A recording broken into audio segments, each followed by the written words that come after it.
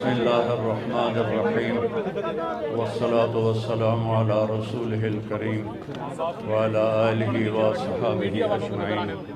پہلے تو میں اپنے تمام محترم بھائیوں دوستوں کا شکر گزار ہوں کہ آپ میرے غم میں شریک ہوئے ہیں۔ میری زندگی میں کسی گاؤں میں اتنا بڑا جنازہ یہ پہلا جنازہ ہے۔ آپ سب کا بہت بہت شکریہ۔ اللہ آپ کی دعاؤں کی طفیل میرے بیٹے کی بخشش فرمائے، اس کے درجات بلند فرمائے، اس کی کمیوں کو دور فرمائے۔ ہمارے نبی پاک صلی اللہ علیہ وسلم کا ارشاد مبارک ہے، جب تم پر غم آئے تو میرے غم یاد کرنا تو تمہیں تسلی ہو جائے گی۔ تو جوان بیٹے کی موت دیکھنا یہ وہی جانتا ہے جس پہ گزری ہو، وہی جانتا ہے جس پہ گزری ہو۔ میرے مقدر میں تھا، میں نے ہمیشہ دعا مانگی، یا اللہ مجھے اولاد کا صدمہ نہ دکھانا، یہ ہمیں اٹھا کے لے جائیں، ہم انہیں نہ اٹھائیں۔ لیکن اللہ کی تقدیر وہ غالب ہے اور ہمیں اس پر راضی ہونے کا حکم ہے۔ میرے نبی کی دعا ہے، اللہم انی اسألک الرضا بعد القضاء، یا اللہ تو اپنی تقدیر پر مجھے راضی کر دے۔ تو بالکل ہم راضی ہیں، میرے سارے خاندان والے راضی ہیں، لیکن جو ایک زخم لگا ہے وہ بہت گہرا ہے، وہ اتنی جلدی بھرے گا نہیں۔ یہ میرا بیٹا سب سے قابل اور لائق بیٹا تھا، تینوں بیٹوں میں سب سے لائق بیٹا تھا، سب سے نیک بیٹا تھا، اور اس نے غریبوں کے ساتھ کیا سلوک کرنا ہے اس نے ہمیں سکھایا۔ غریبوں کے اس نے دل خرید لیے تھے، ان کے ساتھ بیٹھ کے کھانا کھاتا تھا، ان کو اپنی قیمتی گاڑی میں بٹھاتا تھا۔ جو لوگ اپنی گاڑی کے قریب کسی کو نہ گزرنے دیں، وہ ان کو انہی گندے کپڑوں کے ساتھ، یہاں ایک پاگل رہتا ہے، وہ میلے کچیلے گندے کپڑے پیشاب بیچ میں کیا ہوا اس کو اٹھا کے اور اپنی گاڑی میں بٹھاتا تھا۔ وہ ساری سیٹ خراب ہو جاتی تھی، لیکن وہ اس کو اپنی فیکٹری میں لے جاتا، پھر نائی کو بلا کر اس کے بال کٹواتا، اس کو نہلاتا، اس کے کپڑے بدلواتا۔ اس پورے گاؤں میں وہ پاگل صرف ایک شکل کو جانتا ہے اور ایک نام کو جانتا ہے۔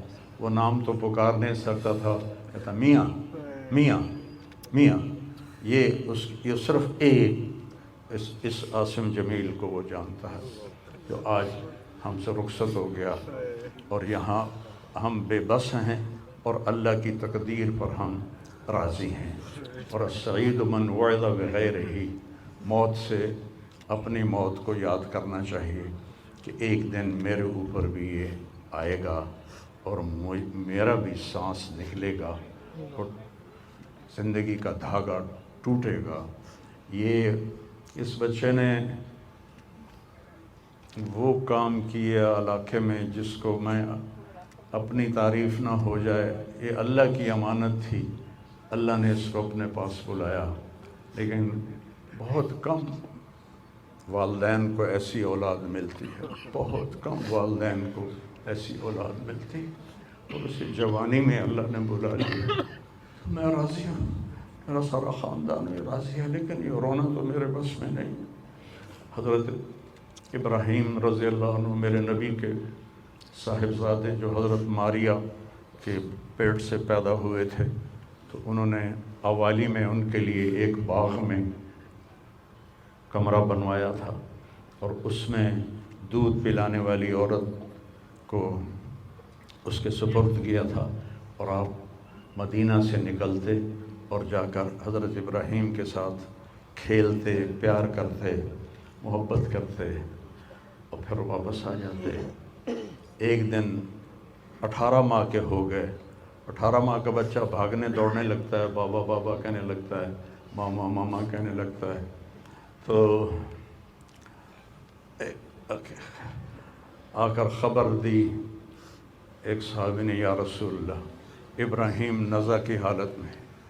تو میرے نبی مجلس میں تھے، صحابہ تھے، آپ کو سب کچھ بھول گیا اور آپ اتنی تیزی سے نکلے کہ آپ کی چادر نیچے گر رہی تھی اور صحابہ پیچھے آپ کے بھاگ رہے تھے کہ اس چال کو وہ پکڑ نہیں پا رہے تھے.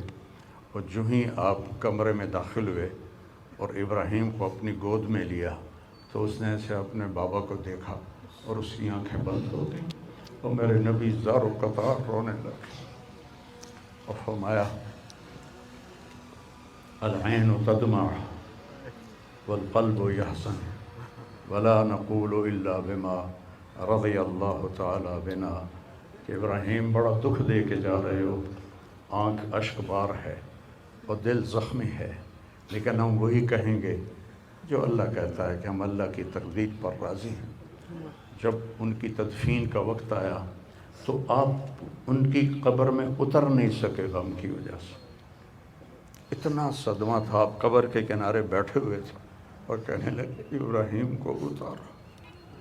ابھی میں نے بھی کہنا ہے عاصم کو اتارو. اور آپ کی آنکھوں سے پھر آنسو جاری ہو گئے. پھر آپ نے ایک جملہ اور فرمایا کہ ابراہیم اگر یہ مجھے پتہ نہ ہوتا کہ میں بھی تیرے پیچھے ہی آنے والا ہوں، جلدی آنے والا ہوں، تو میں اتنا غم کا اظہار کرتا کہ لوگ دیکھتے، لیکن میں بھی تیرے پیچھے ہی آ رہا ہوں. 6 مہینے بعد آپ کا بھی وصال ہو گیا. تو پھر واقعہ کربلا اتنی بڑی تسلی ہے پوری امت کے لیے کہ کسی نبی کی نسل پوری تیغ کر دی جائے اور ان کے لاشوں پہ گھوڑے چلا دیے جائیں اور ان کے سر کاٹ کے نیزوں پہ چڑھا دیے جائیں. آخری وقت میں امام علی علیہ السلام نے، ایک بچہ بچ گیا تھا عبداللہ 2 سال کا، تو آپ نے فرمایا میرا بچہ مجھے ملا تھا. باپ بھی تو تھے نا، باپ بھی تھے. میرے باپ کو اچانک ہارٹ اٹیک ہوا. میری ایک بہن لاہور تھی، ایک فیصل آباد، کہتے کہتے مر گیا. میریاں دھیاں مینوں ملا دیو، اور میریاں دھیاں مینوں ملا دیو. دھیاں بیٹی کہتے ہیں ہماری ضرورت نہیں پہنچ سکی، مر گئے. تو آپ نے کہا یہ معصوم بچہ ہے، اس کو کوئی کیا کہے گا. تو عبداللہ کو لایا گیا اور آپ زخموں سے چور بیٹھے تھے. تو آپ نے عبداللہ کو اپنی گود میں بٹھایا اور ان کو پیار کیا، سر پہ بوسہ لیا اور اس کو ایسے دیکھ رہے تھے کہ ادھر حرملہ بن موقد النار نے طاق کے تیر مارا. وہ تیر اوپر چلا جاتا، دائیں بائیں چلا جاتا، پر میرے رب کو ابھی اور امتحان منظور تھا، سیدھا یہاں آ کے لگا اور یہاں سے پار ہو گیا اور خون کا فوارہ ابلا. تو آپ نے اپنی ایسے لپ میں لے کر یوں کیا، یا اللہ جے تو راضی ہیں تو میں بھی راضی ہوں، جے تو اس گل تے میرے تے راضی ہیں تو میں بھی راضی ہوں، پر انہاں دے کول بدلہ تو ضرور لویں.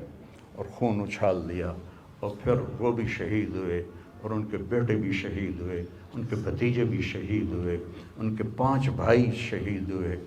تو بھائیو، بے شک وہ بڑی اونچی ذات تھے، پاکیزہ لوگ تھے، اللہ تعالیٰ کے محبوب مقرب لوگ تھے. ہم یہ آزمائش کبھی نہیں مانگتے، نہ ہی کبھی مانگنا. اللہ اولاد کے صدمے سے سب کو بچائے، اللہ اولاد کے صدمے سے سب کو بچائے. تو چھوٹے چھوٹے غم کے قابل نہیں ہیں، میرے اوپر تو بہت بڑا غم ہے. میں اللہ کا شکر گزار ہوں اور یہ سارا مجمع دیکھ کے مجھے حوصلہ ہو گیا ہے کہ میرا بیٹا واقعی بہت نیک تھا، جس کے لیے اتنا مجمع اس کے لیے دعا کرنے آیا ہے. 40 آدمی جنازے میں ہوں اور میت کے لیے دعا کریں تو میرے نبی نے فرمایا اس کی بخشش ہو جاتی ہے. اور یہ تو ماشاءاللہ ہزاروں گنتی سے بھی باہر مجمع کھڑا ہوا ہے. میں آپ سب کا شکر گزار ہوں. اور میرے بھائی، اس دن کی تیاری کر کے مرنا چاہیے. اگر اللہ راضی ہے تو اللہ کی قسم موت سے خوبصورت کوئی پیغام نہیں، موت سے خوبصورت کوئی پیغام نہیں. اور اگر اللہ ناراض ہے تو موت سے خوفناک کوئی پیغام نہیں ہے. اور یہ میرا بچہ یہ اللہ کی محبت میں ایسے تڑپتا تھا جیسے کسی کو کوئی زخم ہو جائے اور وہ تڑپتا ہے. اور ہم اللہ کو جانتے ہیں، مانتے ہیں، ہمارے احساس میں اللہ کا تعلق شامل نہیں، ہم عقلی طور پر مانتے ہیں. میری 52 سال زندگی اللہ کے راستے میں نیک لوگ، اولیاء کرام، علماء کرام کے ساتھ گزری. میں باپ ہونے کی وجہ سے نہیں کہہ رہا، میں آپ کو یقین سے کہہ رہا ہوں، جیسی تڑپ اس بچے میں اللہ کی محبت کی تھی میں نے کبھی نہیں دیکھی. یہ 2 گھنٹے مجھ سے بات کرتا تھا اور میں ایسے بیٹھ کے سنتا رہتا تھا. بولنے والا کب سنتا ہے کسی کی بات، لیکن یہ ان پڑھ، بالکل ڈسلیکسیا کا مریض تھا، حروف کی پہچان نہیں تھی تو اس لیے نہ یہ پڑھا، نہ دین کا کچھ پڑھا، نہ دنیا کا کچھ پڑھا. لیکن اللہ نے اس کو عقل، فہم اور اپنی محبت ایسی دی تھی کہ ہمیں محسوس ہوتا تھا کہ اس کے اندر اس محبت کی آگ ہے. اور اپنی ماں سے کہتا، ماں دعا کرنا میں مر جاؤں، میں اللہ سے ملنا چاہتا ہوں، میں اس گندی دنیا سے تنگ آ گیا ہوں. 30 سال کی عمر میں اس نے یہ کہنا شروع، میں جانا چاہتا ہوں. اگر اللہ مجھے کہے کہ تمہیں رہنا ہے یا جانا ہے، 1 سیکنڈ میں کہوں گا مجھے تیرے پاس آنا ہے، مجھے تیری ملاقات کا شوق. اور مجھ سے پوچھتا، بابا آگے اللہ ملے گا مجھے؟ میں نے اس سے بڑی باتیں کرنی ہیں، مجھ سے ملے گا؟ میں نے کہا انشاءاللہ آج تم ملو گے اپنے اللہ سے، ضرور ملو گے. تیری تڑپ، تیری تمنا رہتی تھی میں اللہ سے ملوں. تو میں نے اپنی زندگی میں صرف ایک آدمی دیکھا ہے، یہ بچہ جس کے احساسات میں اللہ کی محبت تھی. احساسات جیسے ہمارے درد ہمارے احساس میں جب شامل ہوتا ہے پھر ہم ہائے ہائے کرتے ہیں، اور جب تک شامل نہیں ہوتا تو ہم چلتے رہتے ہیں. اس بچے کو اللہ نے اپنی قدرت سے یہ تعلق اور محبت عطا فرمائی تھی. اور بس میں اور کیا تعریف کروں، میرا تو سینہ ویسے ہی زخمی ہے. یہ بہت عالی شان بچہ اللہ نے مجھے دیا تھا. میں اللہ کی تقدیر پہ راضی، اس نے اسی کا تھا، اس نے لے لیا. بھائیو، موت سے پہلے مرنے کی تیاری کر لو، آپس کی لڑائیاں چھوڑ دو، آپس کے جھگڑے چھوڑ دو، آپس کی نفرتیں چھوڑ دو. مرنے والے سے پوچھو کہ نفرت کا کیا فائدہ ہے، جھگڑوں کا کیا فائدہ ہے. معاف کرنا سیکھو، معافی مانگنا سیکھو، معاف کرنا سیکھو، معافی مانگنا سیکھو. 5 نمازیں ہیں، کوتاہی نہ ہو. سال کے بعد روزے آتے ہیں، بیمار ہو تو اللہ کہتا چھوڑ دو. حج اور زکوٰۃ پیسے والوں پر ہے.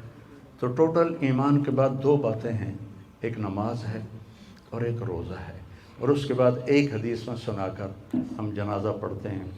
میرے نبی نے فرمایا 4 باتیں سیکھ لو مجھ سے. 4، اب 5ویں بھی نہیں، 5ویں نہیں، 4 انگوٹھا ایسے کر کے کہ 4 باتیں مجھ سے سیکھ لو تو پھر دنیا بھی تمہاری ہے، آخرت بھی تمہاری. صدق و حدیث، ہمیشہ سچ بولنا، ہمیشہ سچ بولنا. آج نیت کرتے ہو؟ حفظ و امانت، کسی کو دھوکہ نہ دینا، کسی کے ساتھ 2 نمبری نہ کرنا، کسی کو اپنے مفاد اور پیسے کے لیے، اپنے منصب کے لیے اس کے ساتھ دھوکے بازی نہ کرنا. تیسری بات حسن و خلیقت، اپنے اخلاق اچھے رکھنا. گالی، غیبت، الزام تراشیاں، جھگڑے، یہ چھوڑ کے اچھے اخلاق والے بن جاؤ. اور چوتھی بات فرمایا عفت فی طعمت، رزق حلال کماؤ. اب سارے مجمع سے میری اپیل ہے، آج کے بعد نماز پکی کرنی ہے اور سچ بولنا ہے اور کسی کو دھوکہ نہیں دینا اور اپنے اخلاق اچھے کرنے ہیں. کسی کو گالی نہیں دینی، کسی کو بے عزت نہیں کرنا اور رزق حلال کمانا ہے. تو انشاءاللہ میرے نبی کا وعدہ ہے دنیا بھی تمہاری ہے، آخرت بھی تمہاری ہے. آؤ ہم اپنے بیٹے کو رخصت کریں. تکبیر میں درود شریف پڑھتے ہیں، جو بھی یاد ہو وہ درود شریف پڑھیں. اور چوتھی تکبیر میں نماز جنازہ کی دعا ہے. کچھ بھائیوں کو یاد نہ ہوگی تو وہ